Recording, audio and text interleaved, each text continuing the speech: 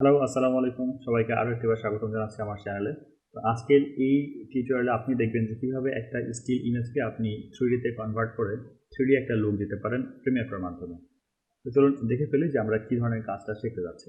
তো এটা হচ্ছে আমার ফাইনাল আউটপুট। এই কাজটা আমরা এখন করব, তো আপনাদের প্লে করে দেখাই যে কেমন হবে কাজটা। আশা করছি বুঝতে পারছেন। এটা হচ্ছে আমাদের প্রথম পার্ট এবং এটা নিয়ে আমরা আরো একটা পার্ট করব যেটা আরেকটু ইন্টারেস্টিং হবে, সেটা অলরেডি তৈরি করে রেখেছি। তো এটা এখানে চেষ্টা করব নেক্সট পার্টে আপনাদেরকে কভার করে দেওয়ার জন্য বা নেক্সট পর্বে আরকি। চলুন দেখে ফেলি।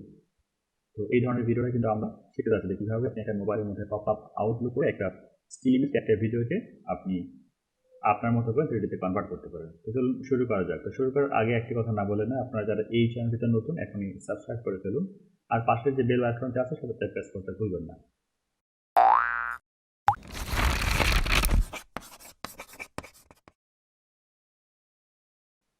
এই পুরো টিউটোরিয়াল করার জন্য আমাদের কিছু এলিমেন্ট প্রয়োজন হয়েছে, যেগুলো আমি ফ্রি সাইট বা ফ্রি সোর্স থেকে ডাউনলোড করে নিয়েছি। এবং যে ইমেজটা আমাদের আছে দেখতে পাচ্ছেন, সেই ইমেজটা আমরা ফটোশপ নিয়ে একটু কাজ করেছি। কি কাজ করেছি আমি বলে দিয়েছি, কারণ পুরো কাজটা যদি ফটোশপ দেখা যেতে অনেকটা সময় চলে যাবে। যারা ফটোশপে একটু বেসিক আছেন তারা তো মোটামুটি বুঝতে পারছেন, আর যারা ফটোশপ জানেন না তারা কিন্তু আমার চ্যানেলে কিছু ফটোশপের ভিডিও দেওয়া আছে আর কি। অথবা আপনি একটু আমার এখান থেকে যদি ফিচারে আসেন, ওখানে চলে এসে যদি একটু নিচে আসেন, তো এখানে দেখবেন যে আমার ফটোশপের উপর একটা কিছু মানে ইউটিউব চ্যানেল আলাদাই আছে। তো সেখানে কিন্তু ফটোশপের অনেক ভিডিও আছে বা আমার চ্যানেলেও আছে আর কি। আপনি দেখলে মোটামুটি বুঝতে পারবেন যে এই কাজগুলো কীভাবে করা হয়েছে। প্রিভিয়াসলি আমি অনেকবার এটা দেখিয়েছি।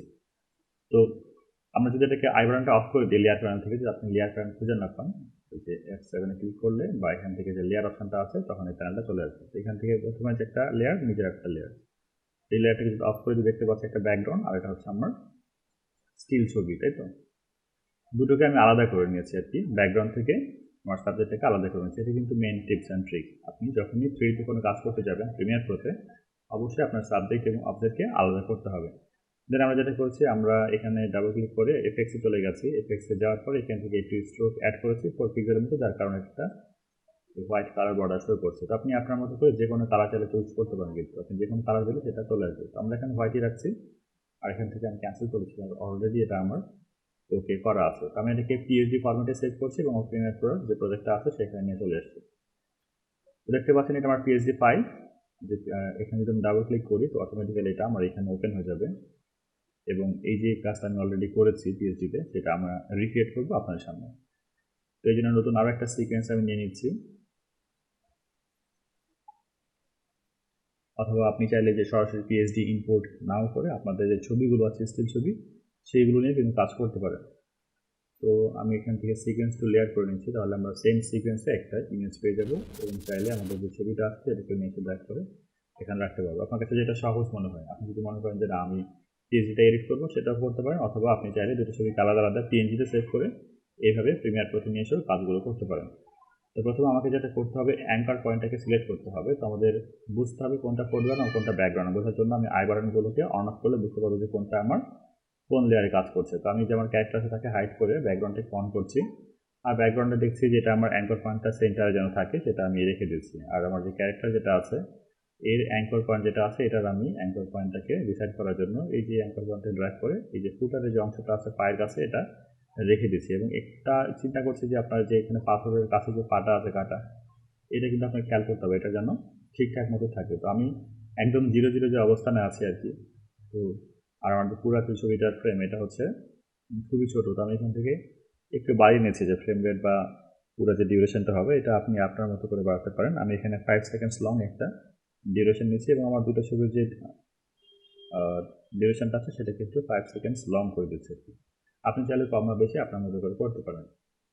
তো আমি যখন ফুটার এটা রেখেছি এবং একটা মেকশিওর আমি এই যে পায়ের যে অংশটুকু আছে আর কি এইখানে রাখছি। আপনাদের ক্ষেত্রে ইমেজের রিকোয়ারমেন্ট অনুযায়ী এগুলো ডিফারেন্ট হতে পারে। তো আপনি যে এই ফুটারে এই জায়গাতে রাখতে হবে এমনটি নয়, হ্যাঁ, আপনার মতো করে আপনি সাজিয়ে নেবেন। তো আমি এখানে প্রথম লেয়ারে ক্লিক করছি এবং পজিশন স্কেল দুটোকে অ্যাক্টিভ করছি। নিচের লেয়ারে যে সেম পজিশন স্কেল অ্যাক্টিভ করছি, যদি প্রয়োজন হয় সেই ক্ষেত্রে অ্যানিমেশন দিলাম, না হলে দিলাম না।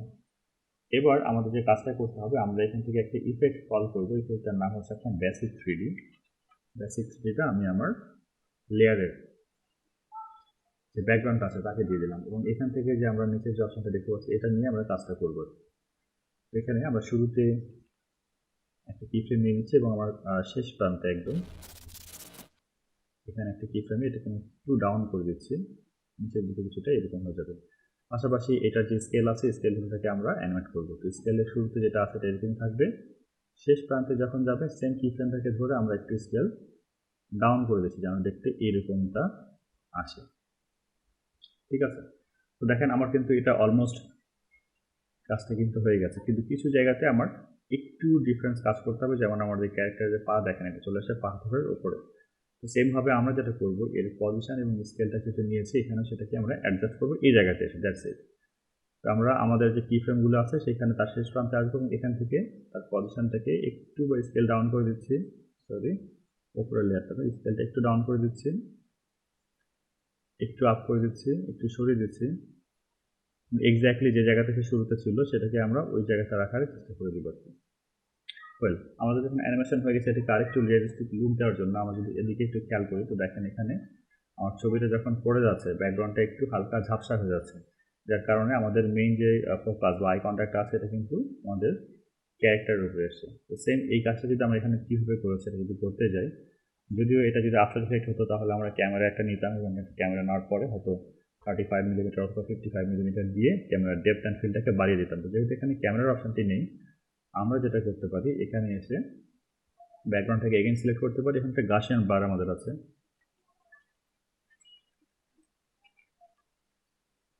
এই গাশিয়ান ব্লারটাকে আমরা নিয়ে ড্র্যাগ করে ব্যাকগ্রাউন্ডটা দিব এবং গাশিয়ান ব্লারটাকে আমরা অ্যানিমেশন করবো। যেহেতু আমাদের শুরুতে আমরা চাচ্ছি না যে আমাদের ব্যাকগ্রাউন্ডটাকে ব্লার থাকুক, আমরা একদম শেষের দিকে যে দেখা যাচ্ছে 10% ব্লার করে দিতে পারি, অথবা আপনি আরেকটু কমাতে পারেন, 0.8% ব্লার করে দিতে পারেন। এটা আপনার টেস্ট অনুযায়ী বা আপনার ছবি পেতে একটু ডিফারেন্ট হতে পারে। তো এইভাবে কিন্তু আমরা অ্যানিমেশনটা এখানে ডান করেছি। এরপর যখন আপনার অ্যানিমেশন কমপ্লিট হয়ে যাবে আমরা নতুন একটা সিকোয়েন্স নিতে পারি এখান থেকে, যেটা কিনা আমাদের ফাইনাল কাজটি করার জন্য। আর পাশাপাশি এখানে আমরা একটা ব্যাকগ্রাউন্ড কালার নেওয়ার জন্য আমরা একটা যে কোনো কালার নিতে পারি, একটু গ্রে কালার রাখছি, বা আপনি আপনার পছন্দ মতো যে কোনো একটা কালার রাখতেই পারেন। কালার ম্যাটটাকে ড্র্যাগ করে দিচ্ছি এবং এটাকে একটু জুম করে নিচ্ছি। এইটার যে ডিউরেশনটা আছে আমি 5 সেকেন্ডস লং করে দিচ্ছি। এবার এখানে এসে আমি যেটা করবো, আমাদের যে ছবিটা যেটা ছিল সেটাকে নিয়ে এসে ড্র্যাগ করে এখানে ছেড়ে দেবো। তো আমাদের সিকোয়েন্সের নামটা কি ছিল এখানে PR3D। তো এটাকে আপনি একটু খুঁজে PR3D যেখানে আছে এইটা নিয়ে আপনার কাজ করতে হবে। আমরা এখানে চলে আসি PR3D, এই যে অপশনটা দেখতে পাচ্ছি এটাকে আমরা উপরে ছেড়ে দিলাম, দ্যাটস ইট। আমার এখানে কিন্তু কাজটা হয়ে গেছে। এখন এটাকে চাইলে আপনি আপনার মতো করে এই জায়গাতে আরও কিছু অ্যানিমেশন করতে পারেন, যেমনটি আমি করেছিলাম। আমি এখানে স্কেলটাকে আপ করে দিয়েছিলাম। এবার এখানকার যে আমার রোটেশন আছে, এখানে আমি অ্যাঙ্কর পয়েন্টটাকে নিয়েছি মাঝ থেকে এই যে এই কর্নারতে, এবং শুরুতে রোটেশনটা অ্যাক্টিভ করেছিলাম এবং একটু রোটেশনটা দিয়েছিলাম এইভাবে, এবং শেষ প্রান্তে গিয়ে আমি রোটেশন যে ভ্যালুটা আছে সেটাকে আবার একটু এদিকে দিয়ে দিয়েছি যাতে আরেকটু বেশি রিয়েলিস্টিক হয়। দেখেন আমার ইমেজটা কিন্তু এখন একটু টার্ন করছে, রোটেশন হচ্ছে, যেটা দেখতে আরও বেশি কুল লাগছে। তো আশা করছি আপনি বুঝতে পেরেছেন এইভাবে যদি আপনি অনেকগুলো ভিডিও নিয়ে কাজ করতে চান, সবগুলো ভিডিওকে যখন একের পর এক স্লাইডে কনভার্ট করবেন সেক্ষেত্রে দারুণ একটা আউটপুট কিন্তু আপনি এখানে পেয়ে যাবেন। তো আশা করছি এই ছোট্ট টিপস অ্যান্ড ট্রিক আপনার অনেক বেশি কাজে আসবে। যদিও এই ধরনের কাজ করার জন্য আফটার ইফেক্ট সব থেকে বেস্ট। আপনি আফটার ইফেক্টে কাজ করলে আফটার ইফেক্টের ডিফল্ট একটা ক্যামেরা সেটিংস আছে যেটাতে আপনি আরও বেশি রিয়েলিস্টিক লুক নিয়ে আসতে পারবেন। তো প্রিমিয়ার প্রো দিয়ে এটা করা সম্ভব, যেটা কিনা আমি আপনাদেরকে দেখিয়ে দিলাম। নেক্সট ভিডিওতে ইনশাল্লাহ আমি কভার করবো যে কীভাবে আপনি এই ধরনের একটা ভিডিও ফুটেজ, মানে ব্যাকগ্রাউন্ডটাকে ঠিক থাকবে। আমরা তো প্রথমত যেটা করেছি এটা করেছিলাম হচ্ছে আপনার ইমেজ দিয়ে, এবার ভিডিও দিয়ে আপনি কীভাবে এটাকে পপ আপে বাহির নিয়ে আসতে পারেন। তো নেক্সট ভিডিও দেখার জন্য আপনাকে অবশ্যই চ্যানেলটিকে সাবস্ক্রাইব করতে হবে, এবং ভিডিও যে কোন পার্টটা ভালো লেগে থাকে বা কোন পার্টটা ভালো লেগেছে সেটা কিন্তু আপনি আমাদের সাথে জানাতে পারেন। আমাদের ভিডিওর কমেন্ট বক্সে কমেন্ট করে বিস্তারিত জানাতে পারেন, বা নেক্সট কী ধরনের ভিডিও দেখতে পারেন সেটাও কমেন্ট করতে পারেন। তো পরবর্তী ভিডিও দেখার আমন্ত্রণ জানিয়ে শেষ করছি। ভালো থাকবেন সবাই, আল্লাহ হাফেজ।